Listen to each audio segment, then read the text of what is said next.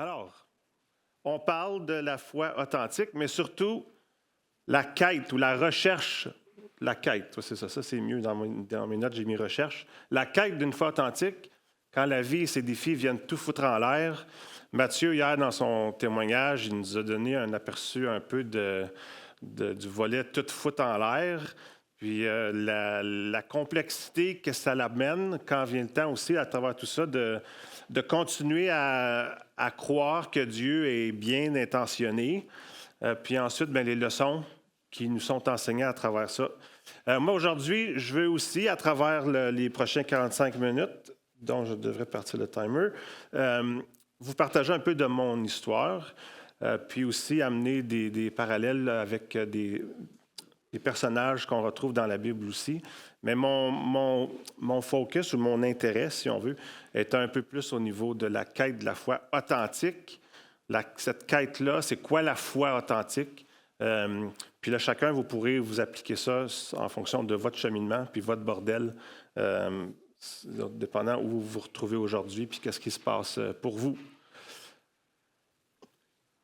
À quoi ressemble ton cheminement de foi en ce moment? Ou si tu regardes là, jusqu'à date, ton cheminement de foi, il ressemble à quoi? Regarde quelqu'un autour de toi, là, puis dis-leur, moi, mon cheminement de foi, jusqu'à date, il est drette comme une flèche. Allez, dites-vous ça l'un aux autres. Là, mon cheminement de foi, il est drette comme une flèche.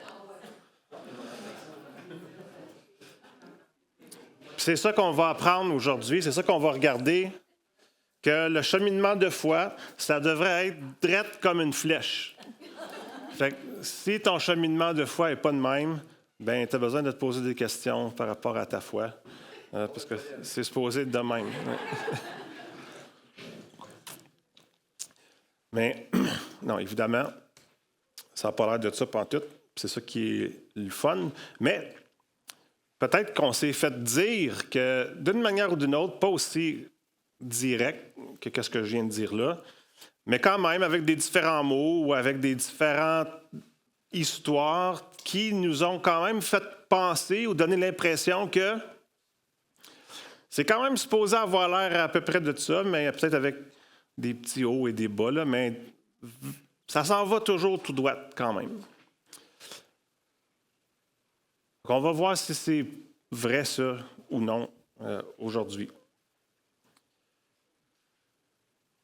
Un auteur que j'ai découvert dans les derniers 10, 12, 15 ans, je ne me souviens plus, je parle au fil du temps. Puis en passant, juste comme un disclaimer, parce que c'est enregistré, je vais nommer des personnes là, qui ont écrit des affaires puis qui ont dit des choses. Puis j'ai essayé d'être quand même un peu large dans le type de personne. Donc, tout ce que je mets là, c'est parce que je crois que c'est bon puis que c'est vrai, mais ça ne veut pas dire qu'on faut endosser tout ce que ces personnes peuvent avoir dit partout. OK? J'avais l'impression qu'il fallait que je dise ça. Mais on s'en tient à ce que moi j'ai mis là. L'Église est trop souvent l'endroit le plus risqué pour être spirituellement honnête. OK? Là, peut-être qu'il y en a qui se disent, bien voyons, franchement, tu sais, c'est... mais je t'invite à comme, prendre une pause, puis réfléchir un petit peu, puis de dire, bien, peut-être que c'est pas si faux que ça. Puis, quand je propose cette citation-là de Pete Enns, je ne suis pas en train de... Mon intention, ce n'est pas de faire du bashing d'Église. J'ai fait ça pendant plusieurs années. Ça n'a pas été très utile pour mon âme, premièrement, puis pour d'autres autour non plus. Mais c'est quand même de soulever quelque chose qui est vrai, même si ce n'est pas nécessairement l'intention ou ce n'est pas intentionnel ou par exprès. On parlait un matin avec JP d'élever nos chiens, là. Puis comment est-ce qu'on peut, sans être mal intentionné, pas bien les élever. C'est un peu ça l'idée, c'est que dans l'Église, puis moi j'étais pasteur pendant 15 ans, fait que je pense que je peux dire des affaires de même, parce que je l'ai fait. On peut, sans être mal intentionné, dire des choses ou transmettre la foi ou transmettre l'Évangile ou coacher le monde de manière à donner l'impression que tout est supposé être en ordre. Puis quand que ce ne l'est pas, bien, je ne peux pas vraiment comme le laisser paraître. Il faut que ça ait l'air au moins de s'en aller assez drette. Il faut que je sois quand même pas mal assez certain de tout, ou presque, puis tout le temps. Ce n'est pas toujours safe dans l'Église, mais on pourrait prendre ça puis dire, peut-être que c'est ton mariage qui n'est pas safe, pour être spirituellement honnête. Peut-être que ton partenaire, tu n'as pas l'impression que tu peux être spirituellement honnête parce que tu n'es pas à la même place, tu es ailleurs, tu as de la misère, puis peut-être qu'il ou elle ne va pas bien recevoir ça. Ou peut-être que toi, tu es pris dans une cassette que le cheminement spirituel est supposé être assez straight, puis ton partenaire, ce n'est pas le cas, puis tu as un regard un peu abaissant là, sur ton partenaire à cause que leur foi ne ressemble pas à la tienne, ou elle est un petit peu plus chaotique. C'est peut-être ta famille, c'est peut-être ton entourage, tes amis, mais de se retrouver dans un lieu ou dans un contexte, dans des relations où on peut être spirituellement honnête, c'est un défi, c'est précieux quand on le trouve. C'est quoi une foi authentique? Je vous lance la question, là, vite fait. Là. C'est quoi une foi authentique?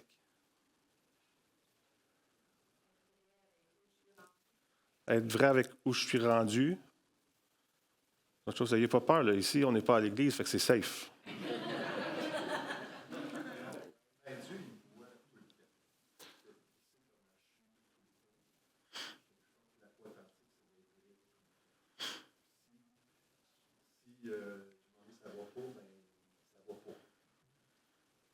Oui, c'est d'être vrai tout le temps avec où on est rendu. D'autres choses?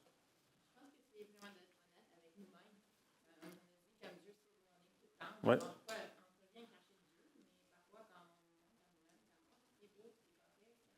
Oui. Oui. Oui.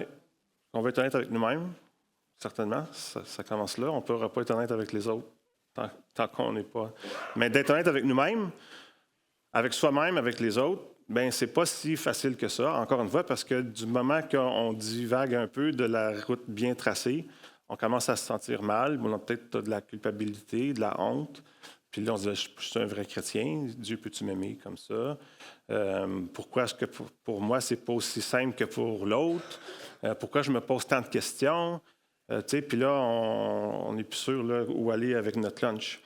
Une foi authentique, moi, je l'ai juste comme écrit comme ça, vite fait. Puis ce matin, je me suis rendu compte que je n'avais même pas fait un slide pour ça, parce que je n'avais pas écrit une définition vraiment, que j'en ai écrit une vite, tantôt, dans ma cabine.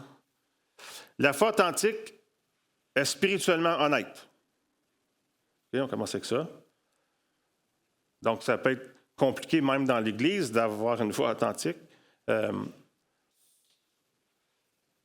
La foi authentique n'est pas parfaite, elle n'est pas toujours certaine, elle peut perdre son chemin.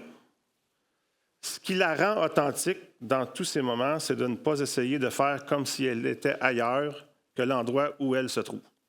Donc, je pense que je répète après la même chose que vous avez dit.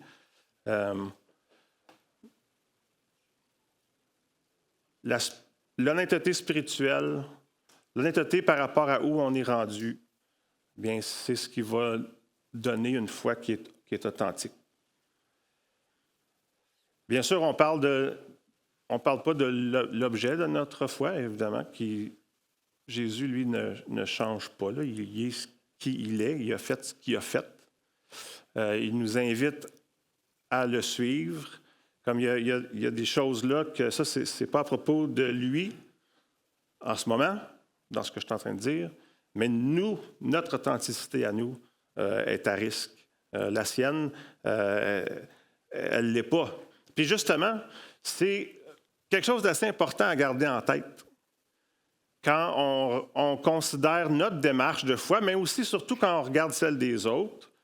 Parce qu'une des raisons pourquoi je pense que dans l'Église, ça peut être compliqué d'être spirituellement honnête, c'est qu'on pense ou on a le regard des autres sur nous, ou en tout cas on s'imagine, ou peut-être que c'est vrai, peut-être que c'est juste une perception, mais on pense que les gens nous regardent, ou on regarde les gens, puis on peut être critique, on peut avoir certains jugements par rapport à comment ça se fait que lui vit sa affaire de même, quand ça se fait que lui se permet ça, quand ça se fait que lui dit ça, quand ça se fait qu'elle pense ça.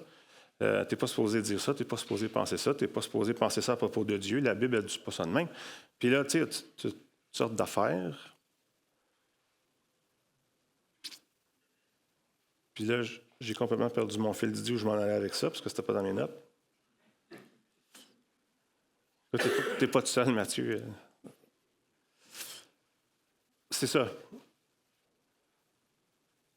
On regarde avec un regard un peu critique le cheminement des autres. Alors, si c'est comme ça que je regarde les autres, bien, j'imagine que les autres me regardent de même. Puis je ne veux pas qu'on me critique, fait que je vais faire comme si je marchais une ligne assez droite. Là, vous n'êtes pas obligé de lever votre main, mais vous pouvez si vous voulez. Mais combien d'entre vous ont déjà remis en question leur foi? Vous pouvez même lever 2 mains si vous voulez. Comme moi, je ne lève pas mes mains souvent là, dans les contextes d'église et tout ça, mais là.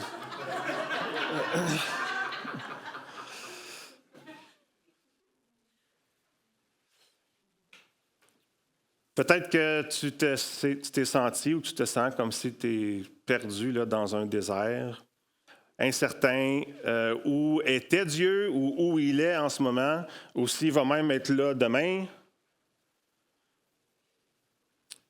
Pour certains, la foi est assez simple. Puis là, je suis conscient que j'utilise la foi assez, comme je dis la foi, mais je parle évidemment de la foi qu'on place en Dieu ou en Jésus, par qui Dieu a décidé de se révéler à nous.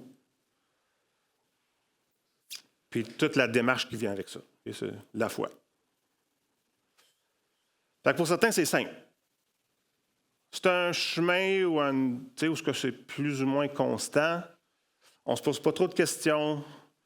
Peut-être que c'est juste parce qu'on n'a pas cette personnalité ou ce tempérament-là d'essayer de pousser les lignes un peu. Peut-être juste parce qu'on a trop peur de le faire.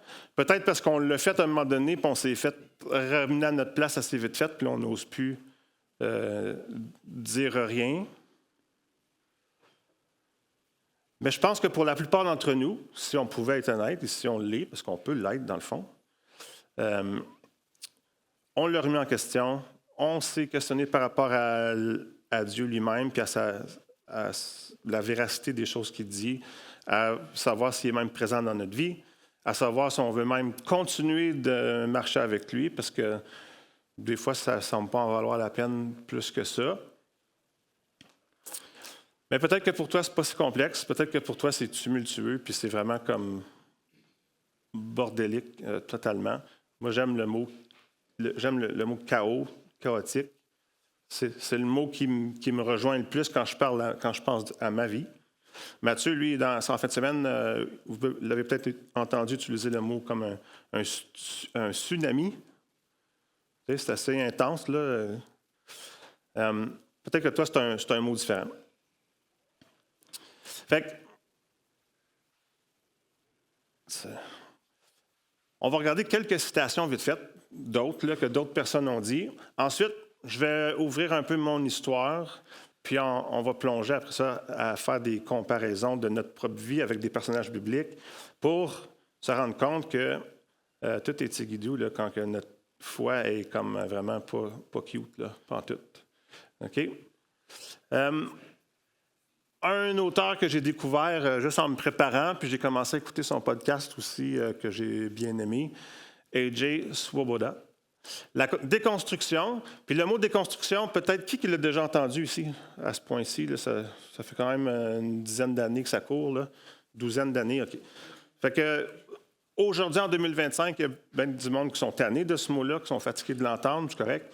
Il est quand même pertinent parce qu'il décrit la réalité de bien des personnes dans le mouvement évangélique depuis toujours, mais surtout dans les quinzaine des dernières années, je dirais, là où c'est devenu plus apparent qu'il y a une crise de quête, il y a une crise dans l'Église, là, comme il y a une quête sérieuse de trouver vraiment c'est quoi la foi au juste.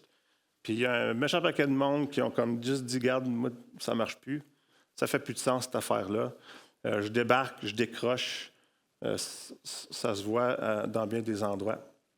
Fait que la déconstruction, dans sa meilleure expression, ne consiste pas à détruire la vérité, quoique on peut opter de faire ça. Ne consiste pas à détruire la vérité, mais à supprimer les obstacles qui nous empêchent de la voir, la vérité, et de l'expérimenter. Fait que pour quelqu'un, puis peut-être que tu t'identifies, qui a déconstruit sa foi, ou peut-être que tu es dans le processus, il y a une posture là-dedans qui, oui, peut aller vers un côté de vouloir vraiment défaire la foi, la détruire. Puis moi, je suis passé par là aussi. Je n'ai pas toujours été rose là, dans ma déconstruction. Il y a eu une longue période de temps où est-ce que mon intention, c'était vraiment de faire tout tomber l'affaire. Là. Ça ne marchait plus pantoute. Puis je voulais démontrer que ça ne marchait plus. Ça marchait plus. Mais il y a une façon de déconstruire qui est vraiment où l'objectif, c'est de détruire les obstacles. Puis les obstacles, dans nos traditions, il y en a une tonne. Dans nos églises, il y en a une tonne. Il va toujours en avoir. Okay? Fait que, je ne suis pas ici aujourd'hui pour dire voici comment on peut détruire les obstacles dans l'Église. Non, il va toujours en avoir. C'est plus comme apprendre à être correct avec ça.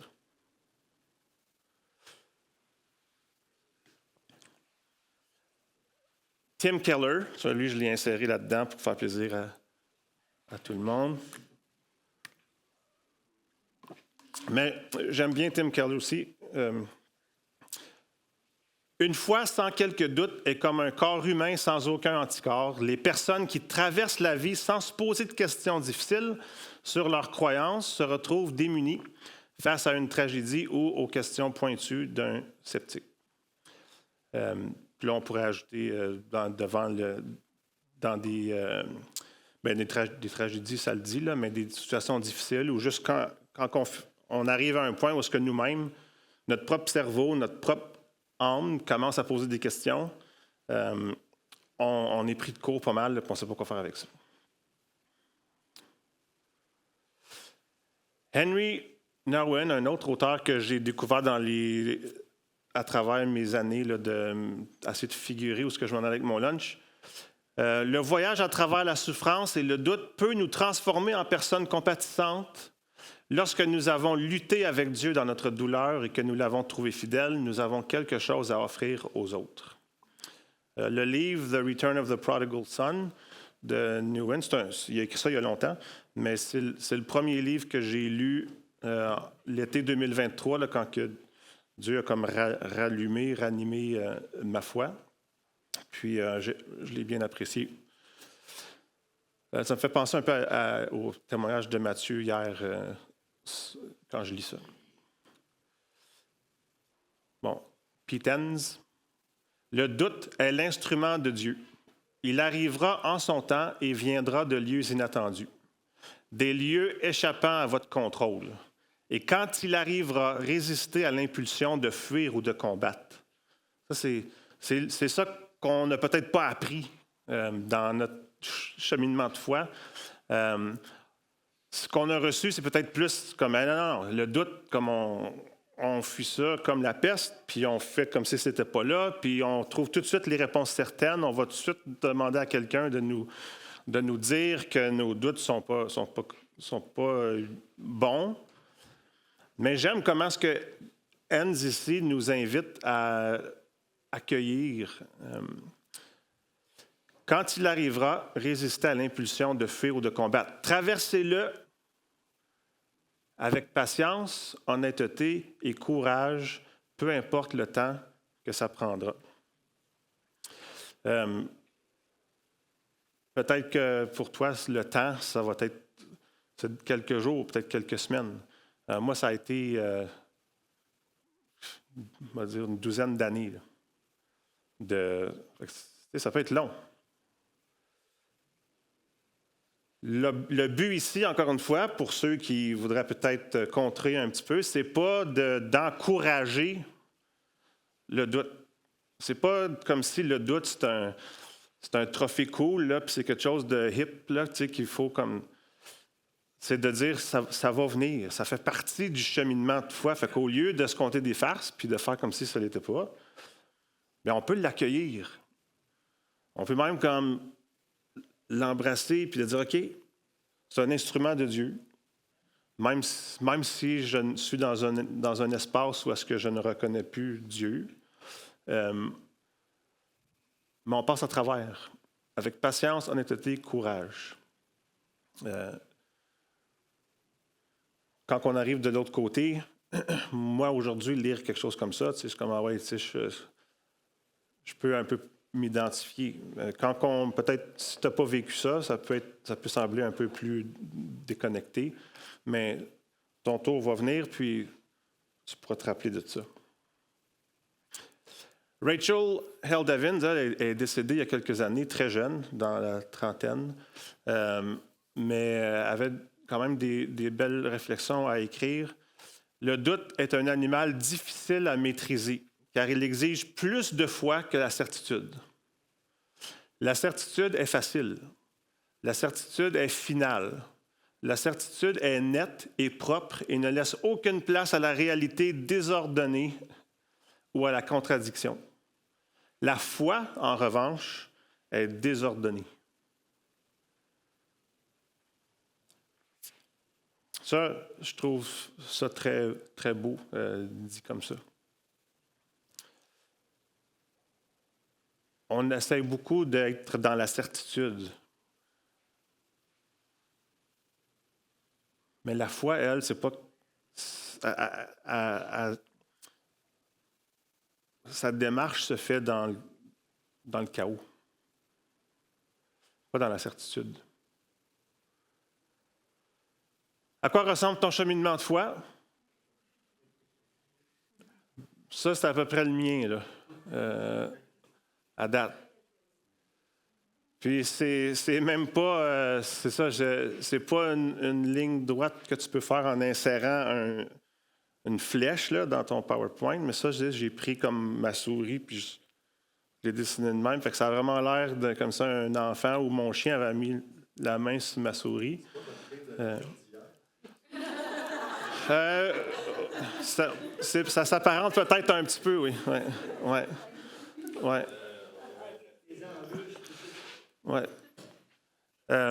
Puis dans ce petit dessin-là aussi, c'est que on peut voir là, à droite en bas là, que, OK, ça, là, je suis là en ce moment, mettons.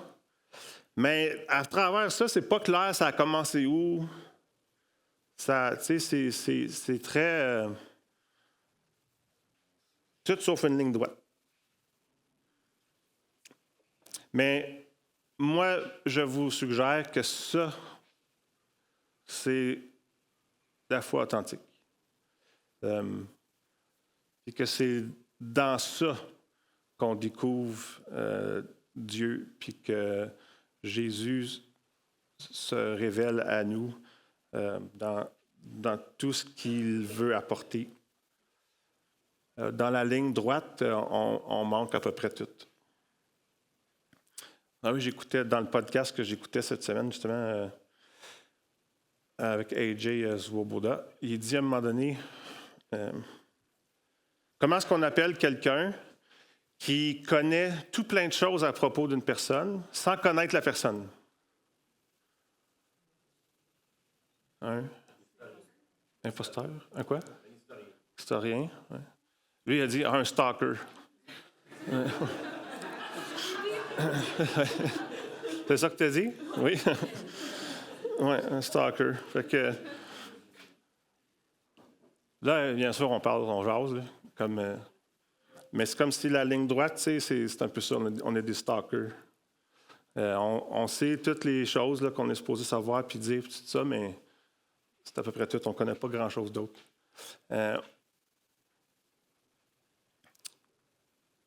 La quête d'une foi authentique.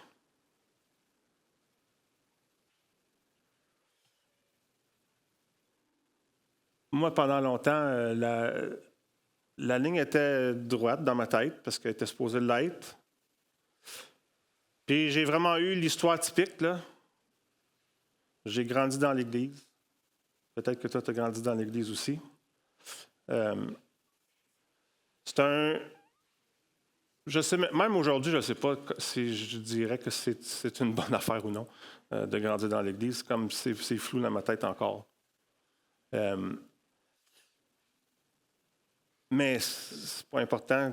Il n'y a pas une réponse à te donner si c'est bon ou non. C'est la réalité, c'est normal. On fait des bébés, puis si on est dans l'Église, mais notre bébé est dans l'Église aussi. Puis, mais c'est pas tout beau, c'est pas tout rose, ça, je veux dire, là, de grandir dans l'Église, parce que on est tout de suite vite shapé par des traditions très spécifiques, par un message qui a été compris d'une certaine façon par ceux qui nous entourent, puis qui, avec tout l'amour que ces gens-là ont, qui nous est transmis. Puis il n'y a pas beaucoup d'espace là-dedans, jusqu'à ce qu'à un moment donné, on embarque sur l'autoroute, puis que là, tout d'un coup, il y a 2 voies. Puis là, il y en a 3, puis il y en a 4, puis il y en a 5, puis là, c'est plus si simple que ça. On ne sait plus trop dans quelle voie on est supposé aller, puis à quelle vitesse il faut rouler dans cette voie-là, puis si j'ai le droit de dépasser ou non, puis comme... Parce que en grandissant, on m'a dit, voici la voie, puis il fait juste comme rester dedans. Puis tout va être correct, là, tu sais.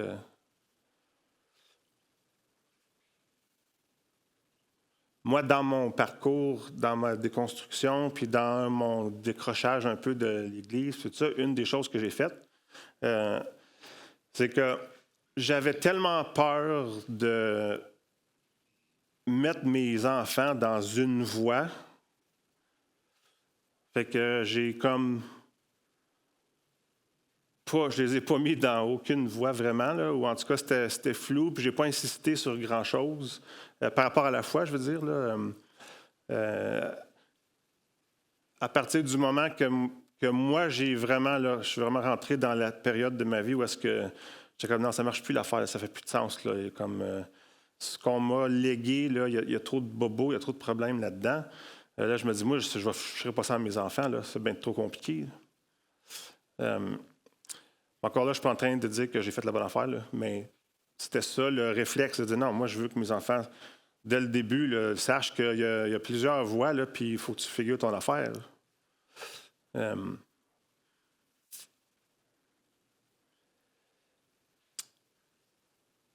Ce qui est intéressant à chaque fois que je pense à mon histoire, c'est que le camp des bouleaux, dans mon histoire à moi, a été l'endroit où les plus grands moments, les plus grands revirements spirituels se sont passés. À chaque fois. À 10 ans, j'étais dans un camp d'enfants ici. Ça faisait déjà 4-5 fois que je m'étais converti, rendu là. Parce que, bien sûr, grandi dans l'Église, tu sais, j'ai fait la prière de repentance souvent. Mais à 10 ans, dans un camp d'enfants ici, je me souviens encore aujourd'hui, puis là, je l'avais écrit dans ma Bible, puis tout le kit, mais ça a été la première fois où est-ce que j'ai le souvenir d'avoir vraiment comme catché là, le message de l'Évangile, puis que Jésus était vraiment venu, puis qu'il était mort sur la croix pour moi. Tu sais, Guidou, là, 1, 2, 3, 4. Puis c'était clair dans ma tête. Ça, c'était à 10 ans. À 18-ish, dans un camp d'hiver, un camp de jeunes gens, fait que hiver plus printemps, là, à cette époque-là, mais mettons, il y avait de la neige. En haut de la grange, avant que ça devienne un dortoir à la grandeur, il y avait une petite chapelle là, pour les petites fins de semaine de camp, avec Guy Lavoie. Ça a été... puis je venais juste de quitter l'école biblique. J'avais fait 1 an et demi d'école biblique. J'étais parti de là parce que je ne trouvais plus que c'était ma place. J'étais revenu chez nous, je m'étais inscrit au cégep. Puis là, je suis venu au mois de mars. Fait que j'avais quitté l'école biblique au mois de décembre, commencé le cégep en janvier. Au mois de mars, je viens ici avec tout l'engouement qui vient avec ça, un camp de jeunes gens au camp des boulots. Quand un Guy Lavoie, en plus, c'est celui qui parle en avant. Puis, cette fin de semaine-là, il y a eu comme une impression que j'ai eue, tu sais, qu'on peut appeler ou qu'on appelle, c'est genre l'appel de Dieu. Mais l'impression que Dieu voulait vraiment que je retourne continuer ce que j'avais commencé à l'école biblique, puis que ce qui voulait me présenter, ce que Dieu me proposait, c'était le ministère. Cette fin de semaine-là, c'était clair. Ça a été tout sauf clair les années qui ont suivi, mais quand même, c'était un point tournant. Fait que j'ai fait ça. J'étais allé à l'école. J'ai fini par être pasteur pendant, comme j'ai dit tantôt, en toute une quinzaine d'années, là, en me promenant de différentes dénominations, puis en faisant différents genres de projets. Toujours avec un grand combat. Moi, à travers toutes mes années comme pasteur, je vivais une tension énorme par rapport à qu'est-ce que je fais ici. C'est-tu vraiment ça que Dieu veut? Si je suis à ma place? Au début, c'était plus ça. Là, c'est comme je suis à ma place, il me semble que je devrais aller à l'école, il me semble que.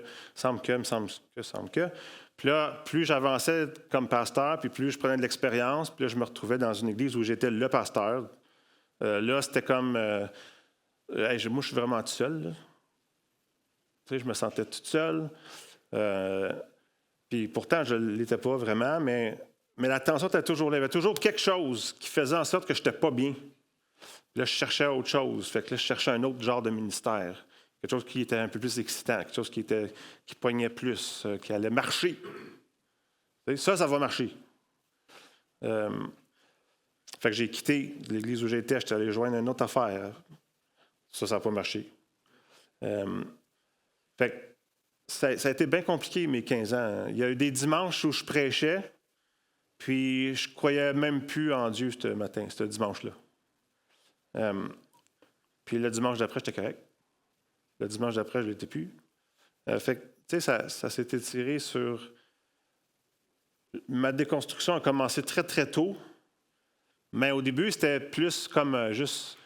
Je veux élargir mes horizons théologiques, tout en restant dans ce qui est permis, dans la dénomination d'église dans laquelle je me retrouvais à ce moment-là, pour ne pas la nommer.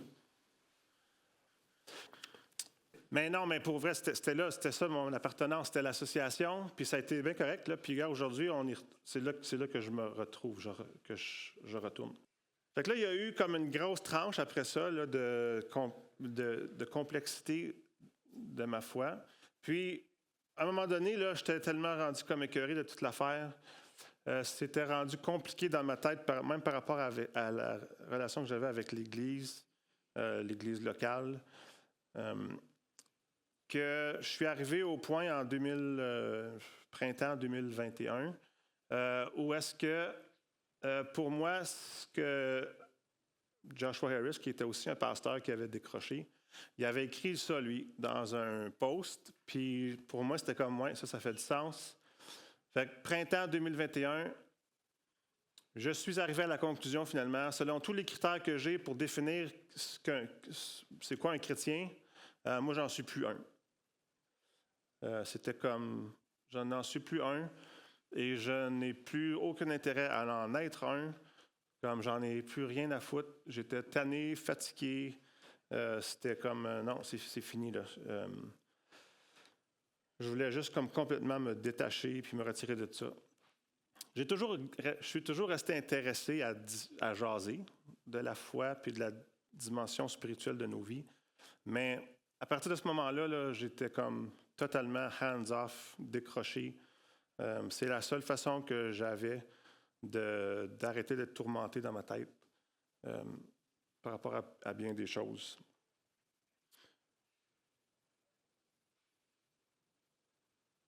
Ça, c'est en 2021. L'été 2023, donc un peu plus de 2 ans après ça, encore une fois au camp des boulots. pour ça que je raconte ça, là, c'est parce que c'était au camp des boulots encore. Moi, j'ai une roulotte ici, là, ça fait plusieurs années. Même pendant les années que j'étais en déconstruction, puis que même j'étais totalement désintéressé, j'étais toujours très intéressé à garder ma roulotte ici au camp des boulots. L'été 2023, je suis assis à mon feu de camp là, un matin, longue histoire courte. Ce matin-là, en me réveillant, puis c'est parce que j'avais eu des conversations avec des amis cette semaine-là aussi à propos de la foi puis tout ça, je me réveille ce matin-là, au mois de juillet, puis en me réveillant, j'ai juste comme garoché, puis ça aussi, ça ressemble un peu à ce que Mathieu a fait, il nous a raconté hier. J'ai comme garoché une prière là, dans les airs, puis j'ai dit, en tout cas, Dieu, si tu es là, puis si tu as l'intention comme de me ramener à toi, là, ben, il va falloir que tu fasses de quoi d'assez spectaculaire parce que moi, je ne suis plus là pantoute. Puis, tu sais, j'ai pitché ça là de même, puis après ça, j'ai fait ma petite routine que je fais toujours ici, les matins au camp. Je prête mon café, je suis allé dehors, je me suis parti un feu, je me suis assis devant. Puis, j'ai fait ce que je fais normalement, là. J'ai joué à Clash Royale. J'ai lu un peu les nouvelles. J'enjoyais mon feu, mon café. Puis là, à un moment donné, tout d'un coup, comme juste spontanément de même, là, sans que j'aie eu le temps d'y penser ou de dire quoi que ce soit, ma foi était là. C'était comme rallumé. J'ai aucune explication autre que de dire que c'était juste ça, là. Puis là, dans les comme, minutes qui ont suivi, là, puis je l'expérimentais vraiment de même, là, c'est comme s'il y avait un download là, qui se faisait. Ça spinait dans ma tête. Là, c'est comme, ça allait vite, vite, vite, vite. Là, puis c'est comme tout était redéposé. Mais il y avait eu un nettoyage là, du disque dur, là, whatever. Puis là, il y avait comme un download qui se faisait, là, mais c'était pas mal plus clean. Mais vraiment une switch, là, comme instantanément. Encore au camp du boulot. C'est pour ça qu'on ne se débarrasse pas de notre roulotte, puis qu'on continue de venir, parce que je ne sais pas, je sais jamais c'est quoi la prochaine affaire. Là, Puis c'est au camp des boulots, là, en fin de semaine, que je me retrouve devant, comme vous de même, pour parler de tout ça. Pour la première fois depuis 8-9 ans, c'est où que ça se passe? C'est au camp des boulots. Mais bon. Fait que je ne suis plus chrétien. Dieu a dit non, inquiète pas, tu es guidou, là, je te lâche pas. Puis, la semaine passée, Amélie et moi, on écoutait une prédication. Puis c'était à propos de Jacob, puis sa démarche de foi, puis tout ça. Puis dans la prédication, il y avait une chanson qui nous a beaucoup touchés toutes les deux. Moi, je pense que toutes les deux de notre bord, on a comme continué de la réécouter toute la semaine. Mais je voulais vous la partager. Ça vaut le petit 2 minutes et demie, là, parce que après, ce que je vous invite à faire, c'est de rester accroché à ce que cette chanson-là dit pour la suite, là, que je vais chercher à faire en un temps raisonnable. Mais je vous invite à écouter le contexte. C'est quand on est dans cet espace-là là, de Dieu, je suis plus sûr là, de l'affaire.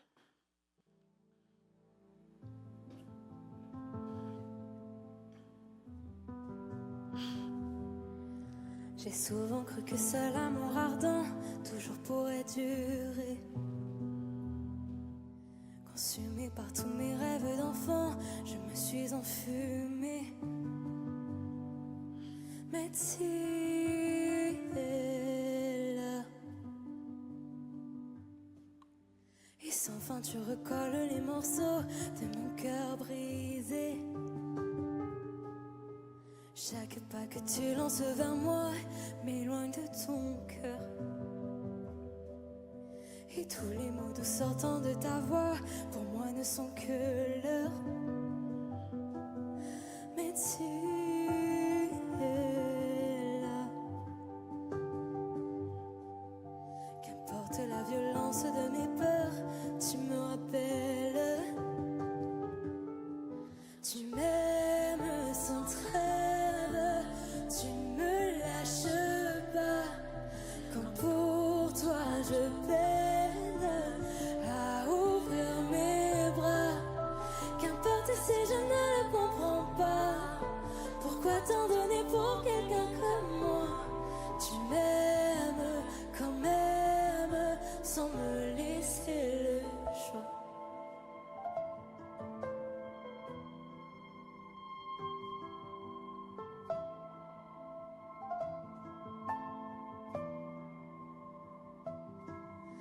Chaque pas que tu lances vers moi m'éloigne de ton cœur. Et tous les mots doux sortant de ta voix, pour moi ne sont que l'heure. Mais tu es là. Qu'importe la violence de mes peurs, tu me rappelles. Tu m'aimes sans trêve, tu me lâches pas. Comme pour toi je peine à ouvrir mes bras. Qu'importe si je ne le comprends pas. Pourquoi t'en donner pour quelqu'un comme moi? Tu m'aimes quand même sans me laisser le choix.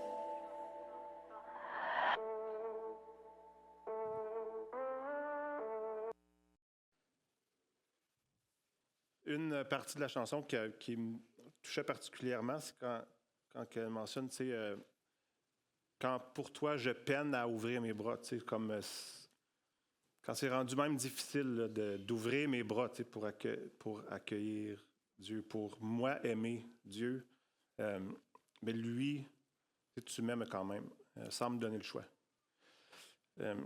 Puis c'était ça un peu le point que je voulais faire, c'est que dans toute cette démarche chaotique qu'on peut se retrouver dedans, puis dans la belle ligne droite qui fait l'histoire de notre foi, il y a des moments où ce que nous, on comprend plus Dieu. Là. Ben, on ne devrait jamais le comprendre, parce qu'on serait à sa place si on le comprenait totalement. Mais on ne sait plus s'il est là, on ne croit plus qu'il est là, ou peu importe, on ne l'aime plus. Moi, je ne l'aimais plus, Dieu.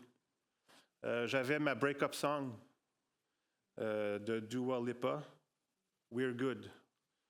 Let's end it like we should and say we're good. Moi, c'était ça ma toune. C'était comme, regarde, c'est fini, Dieu, là. C'est guidou, je t'en veux pas, tu m'en veux pas, on s'en va chacun de notre bord, c'est fini. J'aimais plus Dieu. J'avais plus d'intérêt pour Dieu, mais tout ce temps-là, sans me donner le choix, lui continuait de m'aimer puis de juste me laisser faire mon bout de chemin. Pourquoi est-ce qu'il a permis que ça s'étire sur autant de temps? Je ne sais pas. Je ne le regrette pas aujourd'hui. Mais tu sais, des fois, je me dis, ça n'aurait pas pu comme durer une semaine, l'affaire, puis ça aurait chambardé moins de choses, puis tu sais, mais non, c'était ça.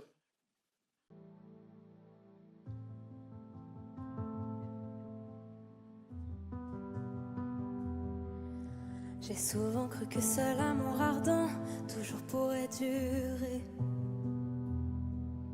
Consumé par tous mes rêves d'enfant, je me suis enfumée. Mais tu es là. Et sans fin tu recolles les morceaux de mon cœur brisé. Chaque pas que tu lances vers moi m'éloigne de ton cœur. Et tous les mots doux sortant de ta voix, pour moi ne sont que l'heure. Mais tu es là. Qu'importe la violence de mes peurs, tu me rappelles. Tu m'aimes sans trêve, tu me lâches pas. je peine à ouvrir mes bras. Qu'importe si je ne le comprends pas. Pourquoi t'en donner pour quelqu'un comme moi? Tu m'aimes quand même sans me laisser le choix.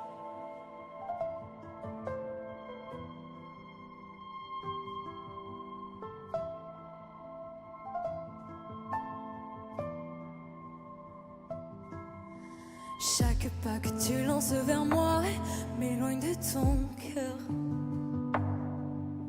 Et tous les mots doux sortant de ta voix, pour moi ne sont que l'heure. Mais tu es là. Qu'importe la violence de mes peurs, tu me rappelles. Tu m'aimes sans trêve, tu me lâches pas. Comme pour toi je peine à ouvrir mes bras. Qu'importe si je ne le comprends pas. Pourquoi t'en donner pour quelqu'un comme moi? Tu m'aimes quand même sans me laisser le choix.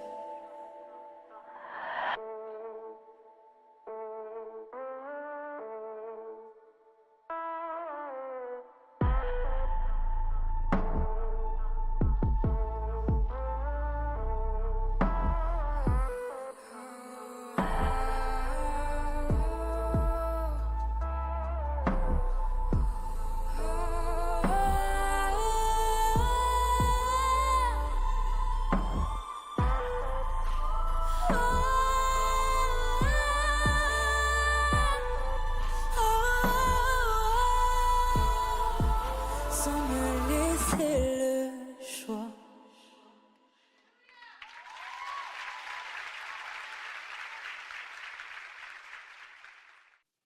Ça nous aurait pris une semaine là, pour pouvoir vraiment tout aller à travers toutes les choses comme il faut là, pour nous aller étape par étape. Mais là, je vous lance des choses comme ça pour vous inviter à réfléchir.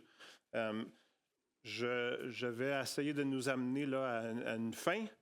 Je vous recommande un livre, ou en tout cas, de juste réfléchir à quelque chose que j'ai trouvé dans plusieurs livres là, que j'ai consultés ou que j'ai lus, mais j'en ai choisi un que je trouvais qui était plus représentatif, qui décrit un peu les étapes de la foi. Parce que la foi, c'est pas linéaire comme on a vu, là, c'est pas universel, comme c'est unique à chacun un peu. L'objet de notre foi est tel que tel, ça ne change pas, je le répète, pour ceux qui veulent s'assurer que c'est clairement dit. Mais notre démarche de foi, elle, c'est loin d'être le cas. Chaque étape a sa propre beauté, ses propres défis. Dieu nous rencontre de manière unique à chaque phase du voyage. Fait que dans leur livre, à ces deux-là, que je ne prononcerai pas le nom, ils suggèrent 6 étapes de la foi. Il y a l'étape de la reconnaissance de Dieu. Ça, c'est comme quand on rencontre Dieu, là, puis que c'est comme « wow, Dieu m'a sauvé, c'est simple, c'est beau, c'est merveilleux. Peut-être qu'il m'a comme délivré de quelque chose. » Puis en passant, c'est pas comme des grades. Là. Tu passes de l'étape 1 à l'étape 6, puis là, tu es comme... tu es rendu le gourou là, en haut. Tu es comme... C'est des cycles. Oui, il y a des étapes. Oui, il y a un cheminement. Il y a une croissance spirituelle. Il y a un épanouissement. Il y a une maturité. Mais on peut se retrouver dans une étape, on peut se retrouver longtemps, puis après ça, passer dans une autre. C'est pas ça le point. La vie de disciple-là, ici, là, c'est comme, OK, là, donnez-moi-en, là, nourrissez-moi. Moi, je veux apprendre. Je veux comme... Là, je prends les cours, je suis coaché, je vais dans les rencontres, je vais dans des réunions de prière. Je suis partout là, parce que je veux être nourri. Après ça, je veux servir. Fait que là, je suis... Là, pour moi, l'identité de servir Dieu, servir l'Église, ça devient super important. Fait que là, tu me retrouves partout dans l'étape 3. L'étape 4, l'étape du voyage intérieur, c'est là, dans le fond, qu'on se situe depuis que j'ai commencé tantôt, là.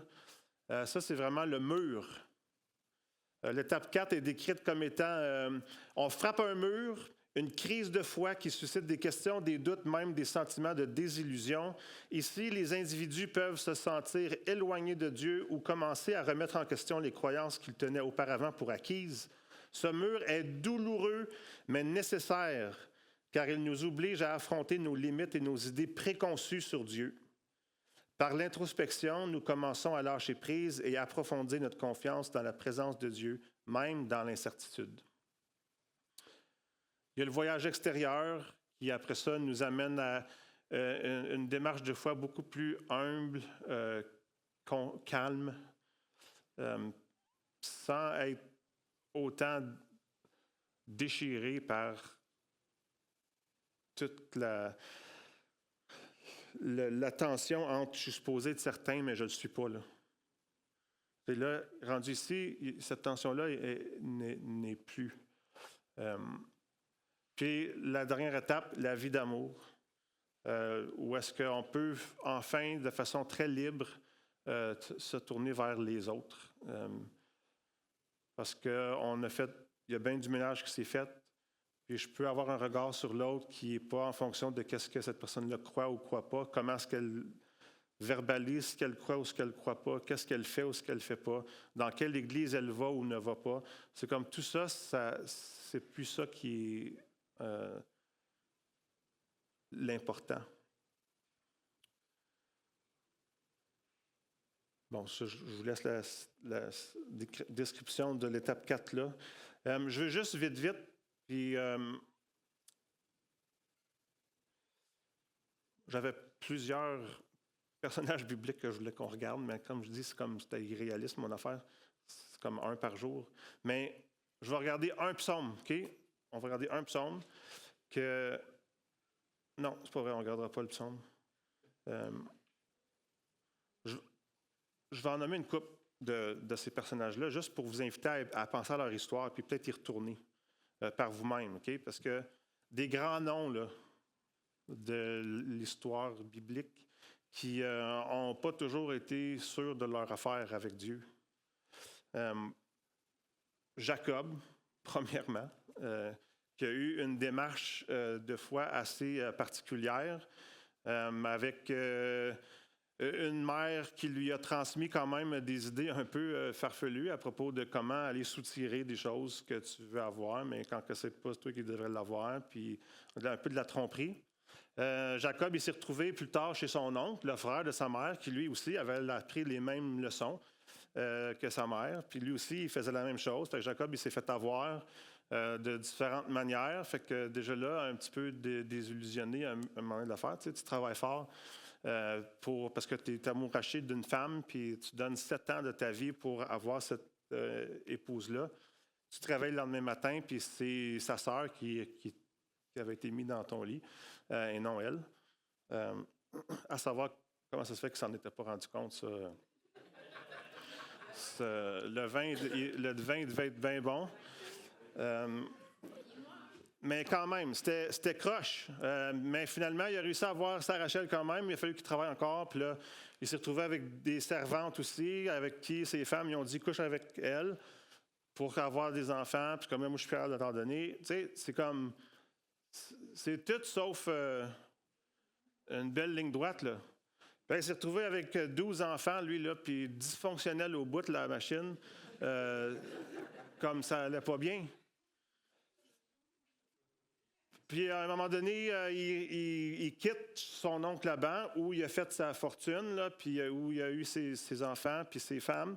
Là, il repart pour aller à la rencontre, pour retourner chez eux. Là, il apprend qu'Ésaü, son frère aîné, que lui avait... Je ne sais pas le mot qui me venait en tête, là, mais qui l'avait comme... oui, entourloupé. Oui, c'est ça. Merci, c'est très bon. Ouais. Oui. Parce que je ne veux pas que Stéphane ait besoin de faire trop d'editing tantôt.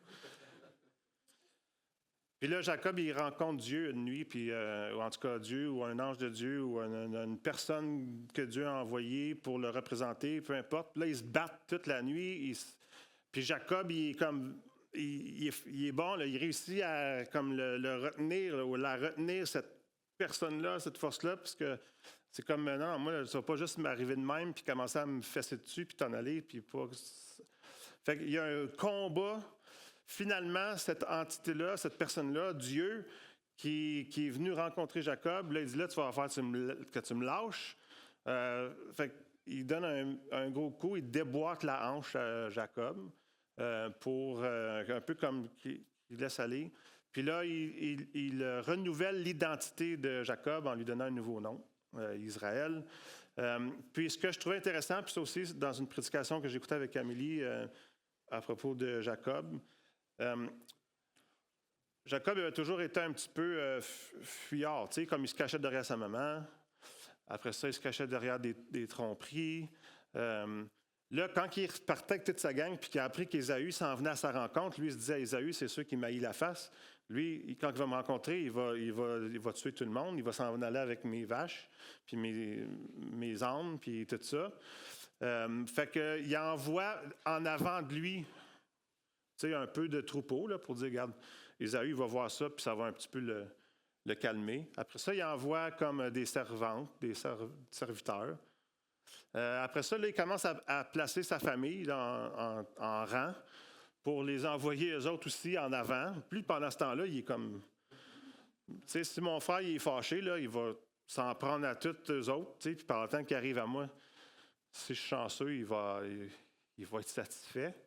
Mais après cette rencontre-là avec Dieu, ce qui est intéressant, c'est que le texte continue en nous disant que là, Jacob, finalement, il est allé devant pour aller à la rencontre d'Ésaü. Fait qu'il y a eu comme un changement là, dans sa perspective, dans sa compréhension de la réalité de Dieu. Puis il y avait cette idée-là, j'ai combattu contre Dieu, puis j'ai vaincu.